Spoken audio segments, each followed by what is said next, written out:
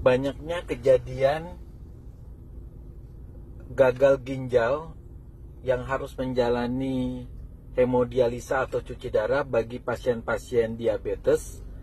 Kemudian banyaknya juga angka kesakitan nyeri kaki atau neuropati yang disebabkan karena pengendalian gula darah yang buruk.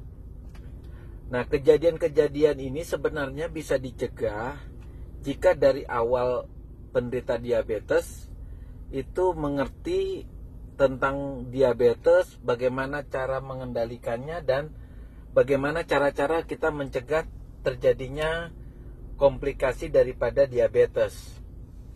Pengertian diabetes sendiri itu sebagian masyarakat mungkin agak ya keliru. Pertama, sebagian besar menganggap bahwa diabetes itu disebabkan karena tingginya nilai gula darah. Dan mengendalikan gula darah itu dengan cara menghindari makanan-makanan yang manis. Jadi bahkan pasiennya tidak makan nasi, tidak makan gula, tidak makan buah, dan sebagainya dengan harapan gula darahnya turun, kemudian diabetesnya sembuh. Nah, pengertian yang salah ini pun akan membuat penanganan diabetesnya berjalan dengan tidak baik. Diabetes sebenarnya suatu penyakit yang ditandai dengan kenaikan gula darah. Kenaikan gula darah ini terjadi karena apa? Karena pada penderita diabetes, pankreasnya mulai rusak. Nah, pankreas ini berfungsi menghasilkan insulin. Nah, insulinlah yang berfungsi mengantarkan gula darah kepada sel-sel. Anggap aja lah sel jantung, sel ginjal, sel otak, dan sel saraf di kaki. Sehingga kalau gula darah bisa sampai ke jantung, ke ginjal, organ-organ tersebut itu sehat. Ginjalnya tetap sehat, saraf kakinya tidak sehat, otaknya tetap sehat.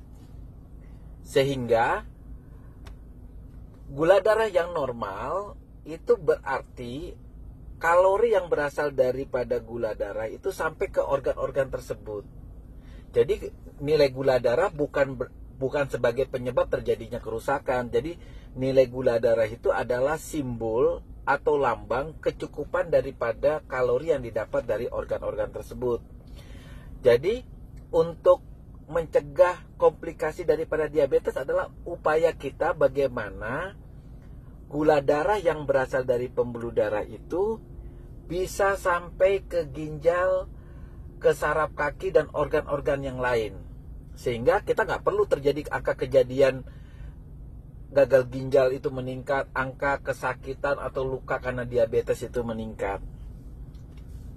Dan teman-teman, mungkin sebagian dari keluarga yang mungkin memiliki penderita diabetes berusaha untuk membatasi makanan pasien yang penderita diabetes. Jadi pasiennya sudah nggak boleh makan nasi, hanya boleh makan makanan kayak beras merah, kemudian semuanya diatur sehingga kadang-kadang pasien merasa jenuh,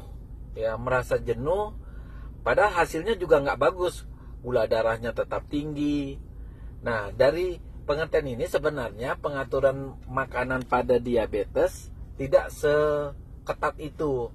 Jadi intinya begini, kalau pasien diabetesnya misalnya berat badannya lebih, maka tujuan daripada pemberian diet adalah agar berat badannya menuju ke berat badan ideal. Dan penanganan diabetes itu tidak harus cuma dengan mengatur makanan, tetapi harus multi ya. Misalnya gini, dari aturan dietnya diatur, kemudian olahraga, kemudian jangan lupa obat-obat diabetes. Tidak selamanya penanganan dan hanya dengan olahraga, dengan diet itu bisa berhasil.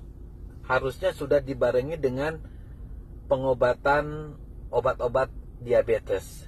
Bila dengan obat-obat diabetes pun gula darah tidak terkontrol dan pasiennya harus memakai insulin, tetap harus memakai insulin. Karena tujuan daripada pengobatan diabetes itu harus mencapai gula darah yang baik. Ya. Jadi tidak hanya mengatur makan saja ya, karena kalau kita cuma mengatur makan, gula darah kita tidak berhasil turun, itu komplikasi daripada diabetes tetap akan terjadi. Di antara obat-obat diabetes ini ada pertanyaan ya, dokter, mana obat-obat diabetes itu yang boleh dimakan dan mana yang harus dihindari? Mungkin pertanyaannya ini begini, karena banyak sekali obat diabetes, obat mana yang harus dia makan? Untuk menjawab ini mungkin pertama gini, tergantung daripada lamanya dia menderita diabetes maupun komplikasi daripada diabetesnya yang sudah ada. Pertama, kita mengendalikan gula darah itu diawali dengan mengatur diet, kemudian olahraga. Jika memang dengan dua penanganan ini gula darahnya juga tidak terkontrol, harus dengan menggunakan obat. Nah, obat-obatnya ini biasanya kita menggunakan golongan sulfonylurea sama golongan yang menambah sensitivitas insulin. Yaitu yang di puskesmas biasanya ada metformin, ada glibenclamid. Nah, dua obat ini bisa dipakai ya. Kemudian teman-teman juga harus punya prinsip bahwa pada penderita diabetes yang rusak pankreasnya, dalam hal ini sel betanya. Sel beta ini kerusakannya tidak akan menetap ya segitu-gitu saja, tapi tambah lama tambah rusak, sehingga sel beta pankreasnya makin lama kemampuan dia memproduksi insulin makin menurun, sehingga yang awalnya mungkin hanya dengan menggunakan metformin hasilnya baik, suatu hari akan membutuhkan lagi golongan sulfonylurea, jadi membutuhkan misalnya glibenclamid. Suatu hari ketika glibenclamid atau glimepiride dosisnya sudah maksimal, metformin sudah dosisnya maksimal, tetapi gula darahnya juga tidak mau turun, itu menandakan sel beta pankreasnya sudah demikian rusak, sehingga kita harus mensubstitusinya dengan menggunakan insulin ya. Dengan menggunakan insulin sebagai substitusi, mengganti kekurangan insulin yang diproduksi oleh sel beta pankreas. Semuanya yang kita lakukan itu tujuannya cuma satu, mempertahankan gula darah normal, yang berarti mencukupi kebutuhan kalori daripada sel-sel tubuh kita, terutama sel yang bekerja 24 jam. Contohnya apa?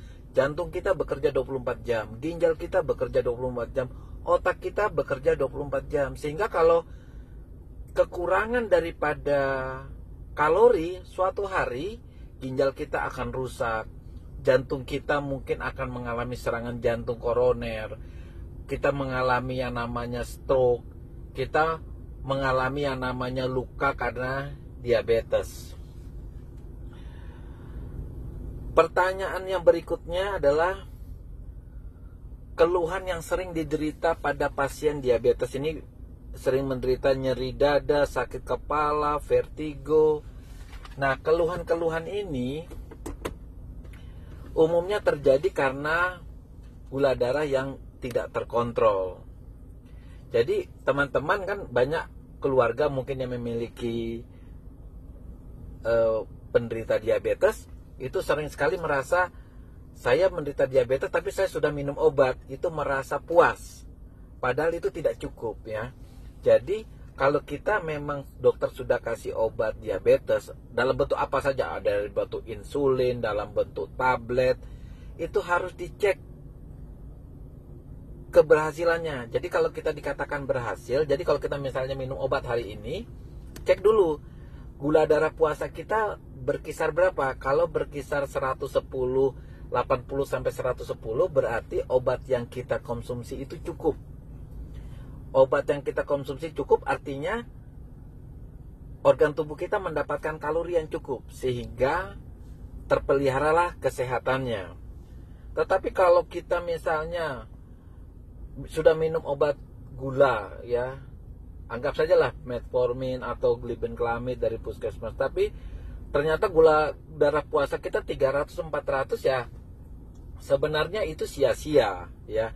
Karena apa? Kita berobat tapi gula darah puasa kita tidak terkontrol. Itu mengakibatkan komplikasi yang seperti misalnya serangan jantung, stroke, gagal ginjal tetap akan terjadi.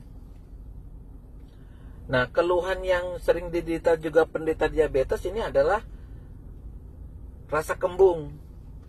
Nah, kembung itu kadang-kadang pasiennya sering mengatakan, "Dok, kalau saya pakai metformin, saya mual." Padahal begini, kalau kita penderita diabetes sudah sekian lama ya, sudah sekian mungkin 2-3 tahun, maka kita akan menderita namanya neuropati. Kalau neuropati itu mengenai di daerah lambung, maka terjadilah gastropati diabetik. Nah, kalau gastropati diabetik, makan sedikit aja rasa kenyang, makan sedikit aja rasa enak ya, sehingga kita harus makannya sedikit-sedikit. Tetapi untuk mengembalikan pencernaan itu, pertama intinya adalah mengendalikan gula darah, lalu pakai obat-obat diabetik. Yang kedua, kita pakai obat simptomatik ya. Simptomatik itu misalnya obat yang meningkatkan gerakan daripada lambung. Kemudian pertanyaannya berikutnya, "Dok, bagaimana menangani luka karena diabetik ya?" Kalau kita menangani luka diabetik itu adalah pertama harus prinsipnya holistik ya, holistik. Pengertian holistik di sini adalah tidak cukup hanya membersihkan luka. Jadi bersihkan luka, kemudian kendalikan gula darah dengan obat gula, berikan antibiotik, dan jangan biarkan luka itu terbuka. Termasuk alas kaki kita harus dibuat sedemikian rupa sehingga tidak ada tekanan pada daerah luka ya. Kemudian ada pertanyaan lagi dari pasien, "Dok, apa perlu kita makan obat makanan yang seperti gula rendah kalori?" Nah, ini kembali ke pertanyaan sebelumnya. Jadi teman-teman, yang namanya gula rendah kalori itu kan ada misalnya gula jagung. Itu penting memang. Tetapi itu tidak boleh dijadikan satu-satunya alat untuk mengendalikan gula darah. Nah, pengendalian gula darah itu harus memang holistik, dari diet, dari olahraga, dari obat-obatan. Nah, tolak ukurnya itu adalah gula darah puasa kita berkisar 100, HbA1c kita 7, dan kolesterol kita juga harus baik ya. Kolesterolnya juga harus baik, tekanan darah harus baik, dan jangan lupa tujuan daripada pengendalian diabetes adalah mencapai berat badan yang ideal. Nah, ini pertanyaan yang terakhir untuk topik ini ya. Pertama, "Dok, kenapa ada teman yang gula darahnya 800 itu kok bisa ya lari-lari kemana-mana, gesit kemana-mana, sedangkan saya punya orang tua gula darahnya cuma 200 tapi sudah duduk di tempat, sudah tidak bisa bergerak kiri-kiri kanan." Nah, pertama, kalau gula darah yang 800 itu mungkin dia adalah penderita diabetes baru beberapa bulan, nah artinya belum lama, sehingga belum terjadi kerusakan pada sel sarafnya, sehingga pasiennya masih seperti biasa. Nah, ini memang agak susah ini ya. Kalau orang gula darahnya 800 tidak ada keluhan, biasanya condong tidak mau berobat karena merasa tidak ada keluhan. Tetapi kalau yang gula darahnya 200 itu pasti sudah lama menderita diabetes, tidak terkontrol, lalu timbullah luka di kaki, rasa nyeri di kaki, sehingga pasiennya mengalami kesulitan daripada bergerak. Nah, hari ini topik kita cukup sekian ya. Nanti kita akan buat episode yang kedua esoknya tentang pertanyaan-pertanyaan. Ini ada sekitar 25 pertanyaan, tetapi kita baru menjawab 9 pertanyaan. Rekan-rekan, jika memang ada pertanyaan seputar diabetes, tolong tulis di halaman atau di kolom komentar. Cukup demikian. Jangan lupa rekan-rekan untuk subscribe channel ini, kasih like, dan berikan komentar. Terima kasih sebelumnya.